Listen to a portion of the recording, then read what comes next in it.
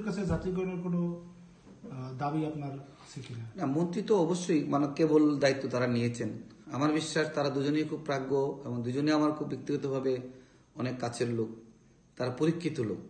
যেমন আমরা দীপমণি আগে পররাষ্ট্রমন্ত্রী ছিলেন, তিনি অত্যন্ত সফলভাবে প্রথম মন্ত্রী হয়ে কিন্তু তিনি পররাষ্ট্রমন্ত্রী ছিলেন এবং উনি পররাষ্ট্রমন্ত্রী হওয়ার পরে কিন্তু অনেক ভালো তিনি ভূমিকা রেখেছেন।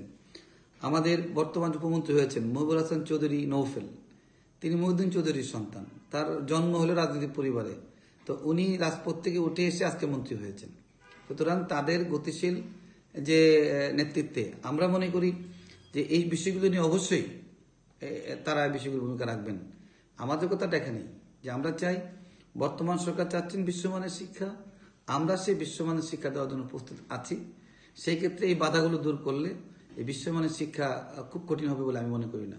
প্রয়োজন হলে আমরা স্বাধীনতা শিক্ষক পরিষদ আমরা লিখিতভাবে গভর্নমেন্টকে প্রস্তাব দিয়েছি যে প্রয়োজন হলে শর্ত সাপেক্ষে, শর্ত দিয়ে হলেও যদি আপনি ক্যাটাগরিগুলি ভাগ করেন এ বি সি ডি, এই পরিমাণে শিক্ষক, এই পরিমাণে ছাত্র, এই পরিমাণে অবকাঠামো, এই রেজাল্ট হলে ক্যাটাগরি, এরপরে বি, এরপরে সি। যদি এমনও হয় যে শর্ত দিয়ে হলেও যে এই শর্তের বিনিময়ে জাতীয়করণ করা হলো একটা সময়ের জন্য, যদি এর মধ্যে তারা অ্যাচিভ করতে না পারে, সেই মান যেতে না পারে, এটা স্থগিত করা হবে। আপনি যদি আমাকে জাতীয় শর্তগুলো কি হতে পারে? যেমন একটা হতে পারে যে 5 বছরের সময় দেওয়া হলো, 5 বছরের মধ্যে শিক্ষার মান ওই জায়গায় যেতে হবে, এই পরিমাণ ছাত্র লাগবে, রেজাল্ট এত % লাগবে, অবকাঠামো এই লাগবে।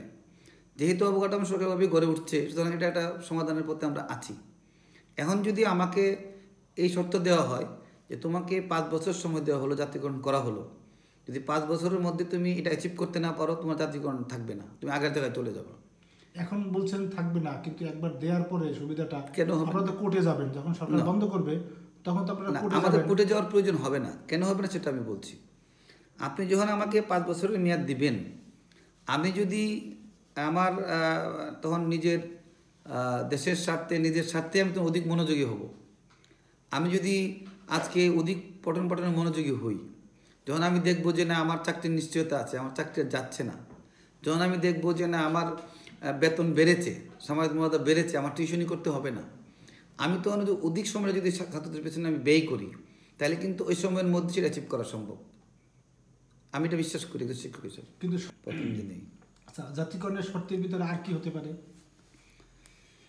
না, এটা নিয়ে মনে করেন এটা আরও যদি বসা হয়, প্রয়োজনে একটা কমিটি করে দেওয়া যেতে পারে, তারা এগুলো যাচাই করে বাছাই করে দেখুক, আরও চিন্তা করুক। যে আমাদের কথা হলো যে জাতীয়করণটা হলে কিন্তু আজকে যে আয়টা সব প্রতিষ্ঠানের হয়, এখন তো বেতন দিচ্ছেন সরকার 100 ভাগ।